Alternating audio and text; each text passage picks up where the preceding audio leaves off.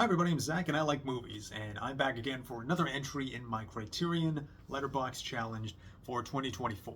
And today's prompt was number 15, which was Technicolor. And there was really only one pair of directors whose work I had to choose from for this prompt. And I went with a movie of theirs I haven't seen yet.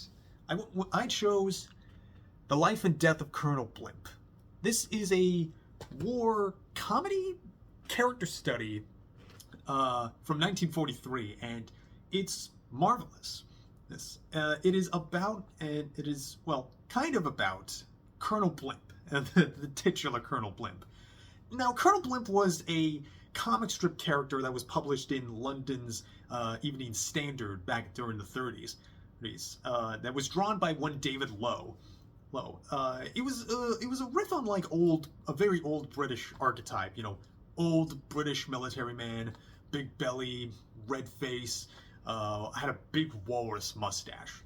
And the bit was that he was hanging around a Turkish bath, which is what saunas were called at the time, and he would just sort of proclaim ridiculous sounding and intentionally contradicting military advice, probably using this tone of voice.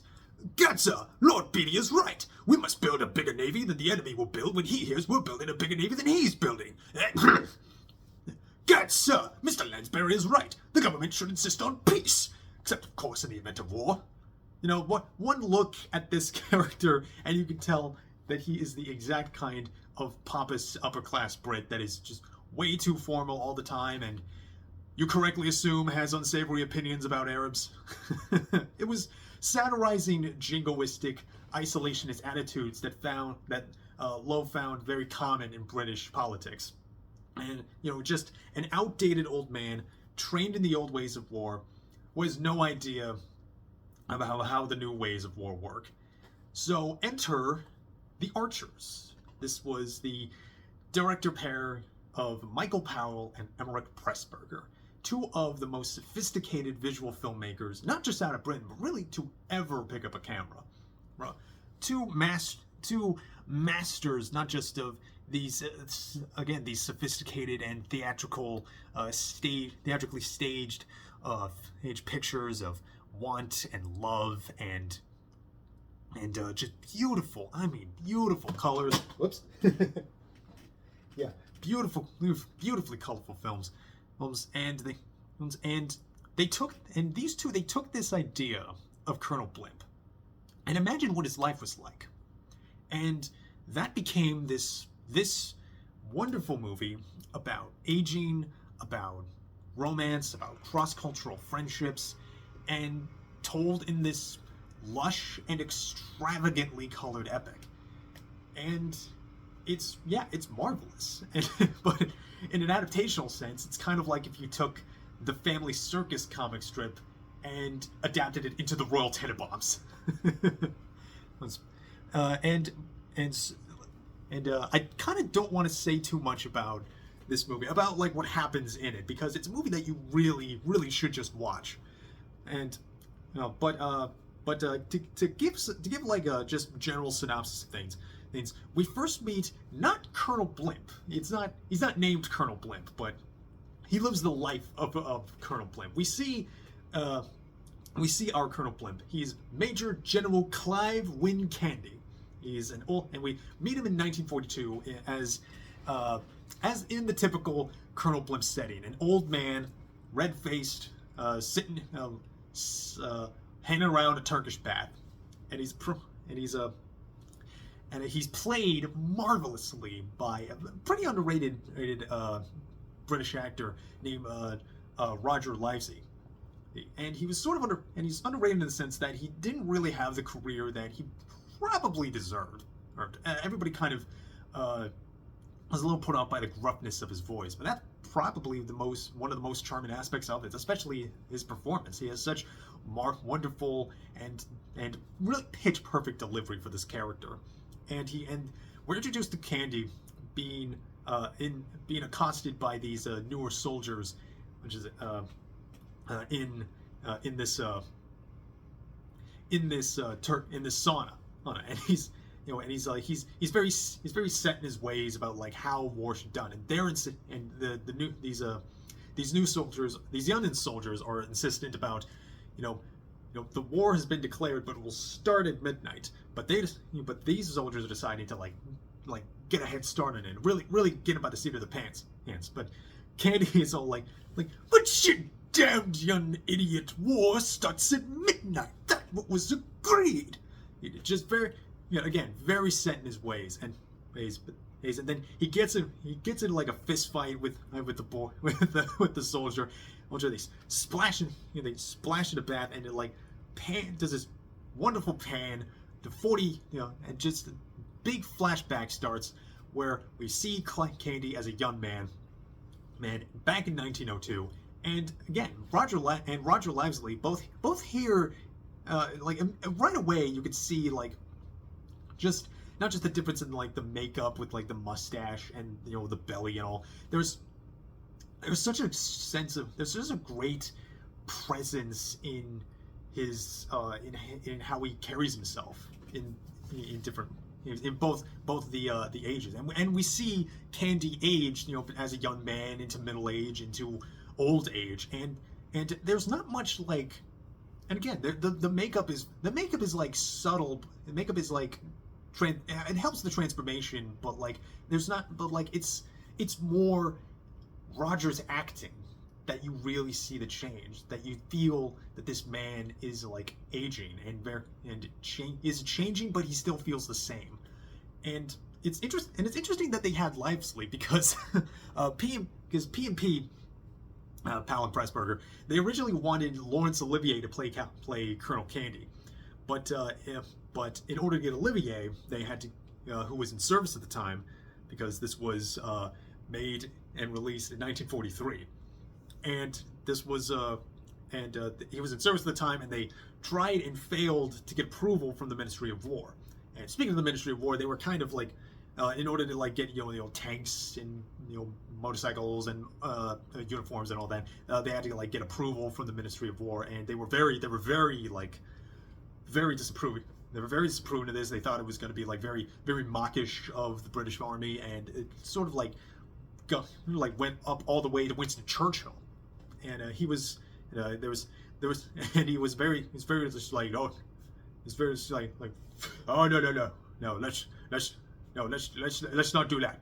No, just having none of that, and it sort of kind of got a reputation like, see the film that Winston Churchill doesn't want you to see. that kind of marketing, but and it was also interesting. And it was also interesting that they had a different choice to play their leading lady. It was she had gotten pregnant, and they had instead went with Deborah Kerr, the wonderfully elegant Deborah Kerr, who actually plays 3 different women here. They have she plays various women that sort of is that they're all different ladies, but they all are basically look the same. They all basically look like Deborah Kerr. And it's sort of it's not just impressive for Deborah Kerr because she was only 20 years old when she was filming this, and it just really showed her skills and showed her range. There's this interesting idea about like this sort of maybe not a divine feminine, but sort of like how not even like a reincarnation kind of thing, but like it's sort of like reinforcing things of like how Candy is sort of like how, even though Candy changes, some things in his life stay the same. How he meets a woman who just kind of keeps re-meeting the woman that he loves in his life. We're first introduced to her as Edith Hunter, and she comes in when she meets a young Candy, and she raises a fuss with him about about a German printing some anti-British propaganda, and when she and him they meet up, they go to this cafe, they have dinner, and he inadvertently makes insults to the German Imperial Army, which as you do, but it was trouble because they were in Berlin at the time, and and the Germans insist on a duel. and he agrees, and they go through all of this ceremony about, you know, all the details and these rules and these formalities, and just sort of spending so much time on this protocol. But what's fascinating is that you never see the duel, and this duel is important not just to Candy, but to the man that he does duel, and that is a German soldier named Theo Kretschmar Schuldorf, who was played marvelously by a P&P regular, Anton Walbrook, who was just a marvelous actor. And again, like this moment is not seen. Like there's all this buildup of ceremony and how they the positions they hold and the swords they have and the seconds they use, and do you want to fold up your shirt sleeve or tear it off? Which one is better? I'm not one to give advice. Well, I would probably tear it off. Oh, that's what's best. And there's all this build up for like what feels like 5 minutes, and then when they start dueling, the camera pans up above them out into an overshot of the snow out of the gymnasium, and you pan down and pan down to a Deborah car nervously waiting in a carriage, and you just see an ambulance pass, and that's so daring, especially because like these days you would be insistent on showing this duel. But this duel is, and especially because this duel is so important, because this is where Candy, he gets a scar on his upper lip and inspires him to grow his big mustache, and that's where he and Theo become friends. They kind of become this lifelong friend before World War I, and it's lovely, and especially at the time, because at this point, again, this was made in Britain, World War II, when London was getting blitzkrieged, and you had this on-screen friendship between an Englishman and a German, and it's beautiful, and it's sort of, and it's this kind of, there is kind of this like a notion of like oh he's the good German, but there is sort of this like genuine, earnest call for humanity, across borders, across cultures, and also Walbrook plays this part so beautifully. There's a scene later on, and there's not just, and Walbrook and Livesey, they pay, their roles are so great, and they're so warm together when they play, when they come in and play, when they meet up back again whenever they can, and there's a genuine camaraderie, and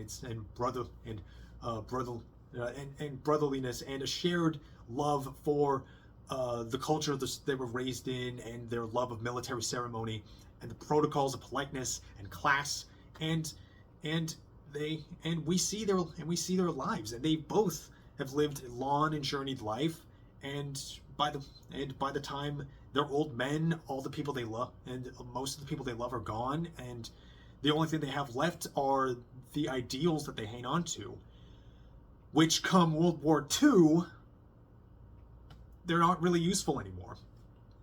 Walbrook, and you really feel this with Walbrook, with Walbrook's character, because he plays this grief so beautifully in this monologue about when he decided to leave Germany months after Hitler came to power, and seeing the pain and the grief of losing his wife and losing his children to the Nazis, his children became Nazis, and seeing the pain and the indignity that he and Germany felt after losing World War One, and sort of the pain, this powerful moment of the pain of so many years of failed promises, and it's not, and it's so powerful, not just because it doesn't just come from the character. Like Pressburger himself was and it was like at the time of filming, he held enemy alien status because Britain was at war with Germany, and Walbrook himself, he was a Jew who fled Vienna when the Nazis came to power, and it also has this interesting confrontation between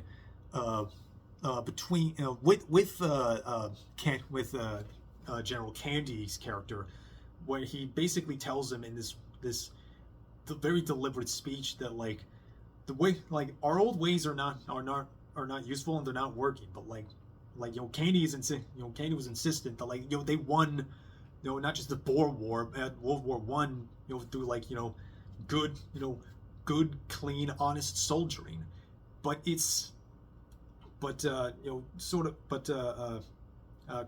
Kretschmar sort of puts it back at him, but sort of throws it back at him and says, "You forgot to learn the moral because the victory was yours," and he sort of basically makes the case that yeah, maybe you should punch the Nazis. Maybe you can't just be nice and honest with people with an enemy that doesn't want to play by your rules, your good manner. It doesn't believe in your good manners and your good and your methods. Because if you're too fair to hit back the same way that they hit you, then there won't be any methods but Nazi methods. And granted, the movie doesn't really dig into the weeds about what those Nazi methods are, in a way that I feel is not so much a detriment to the film, but I feel kind of is an exemplary of a sort of stateliness about this movie, is that it is a little too British, I think. It's sort of in that way of it's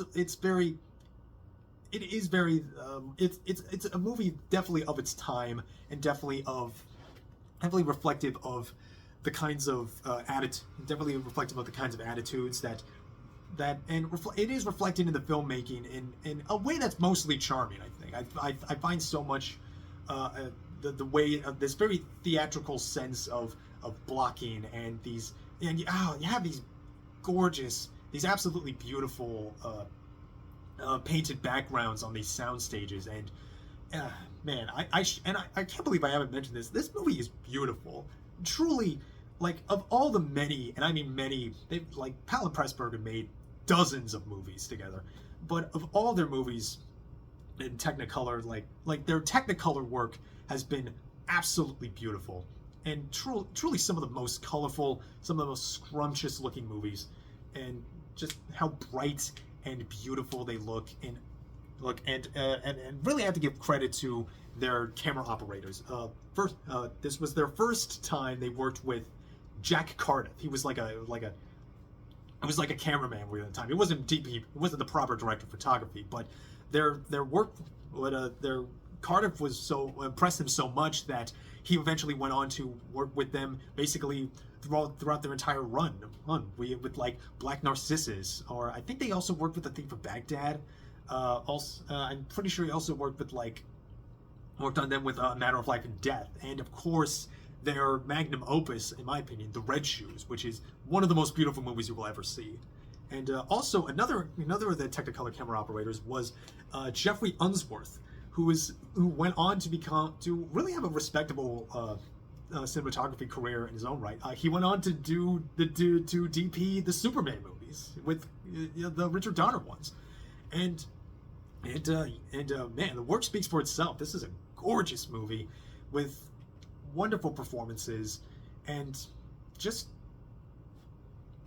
feels like a life lived. I really feel like I got a great sense of who Candy was, and it really feels like this elegy for the old British way of life, and it's an epic of pride, of war, and it's kind of a comedy too. It's very light on its feet and very fun, and I think, it's almost 3 hours long, but not a moment, hardly a minute feels wasted. Hardly a moment feels like wasted time.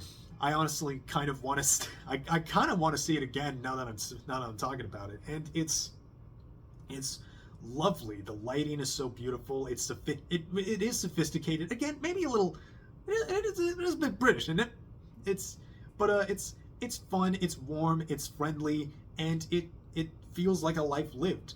And I'm so glad that it was seen, because this was almost lost. This had a bit of a storied release, because like it didn't get released in America until like 1947, I think, and people saw, and like a lot of mostly people saw it like somewhere in like the 50s on television in like a real cut up like either a 90-minute run or like an hour and 20-minute run, like a 2-hour 20-minute run or something like that. That one of these people who saw it was the God Martin Scorsese, who really championed into finding a new print. And there's a great introduction with him, and there's on this release. There's a great interview with his longtime editor Thelma Schoonmaker, who actually was married to Emeric Pressburger, which I was yesterday years old when I found that out. It was, loving movie, a very moving movie, very beautiful, very again, it has kind of everything. You want in like this kind of this sort of romanticized but also very lovingly satirized movie about love, about war, about aging into obsolescence. And again, the Technicolor is gorgeous, and I highly recommend this. Can't really say enough good about it. And yeah, I think that's it. It's again, since I'm me, I have to. Where is it? It's yes. If you do watch The Life and Death of Colonel Blimp, which you can, should still be streaming on Criterion channel, and again, you can get it physically here in a great release too. This is beautiful movie. Wonder if a 4K transfer is in its future, but definitely have to. But if you enjoy The Life and Death of Colonel Blimp, absolutely the next movie you should watch after that is The Red Shoes. Truly one of the most gorgeous movies you will ever see in your life, I promise you. And that's just in the Blu-ray. I still need to get the 4K transfer of this. It's worth it. It's beautiful. Absolutely one of the most beautiful movies. And yeah, P&P, The Archers, forever. They are the gods. They are, yeah. England is better for having them pick up a camera, and I'm grateful for them, because God, their movies are so good and they're so gorgeous. And I'm rambling again, and that's it for me and for The Life and Death of Colonel Blimp. I will be back soon. I have to next one is, it's a big one. I might have to get a head start on that. And but yeah, that's my review. Comment, like, subscribe. Go see The Life and Death of Colonel Blimp, and go see other movies, because movies are life, and they're wonderful. And I have a lot more movies to watch, and I hope you watch movies too. And I will see you all next time.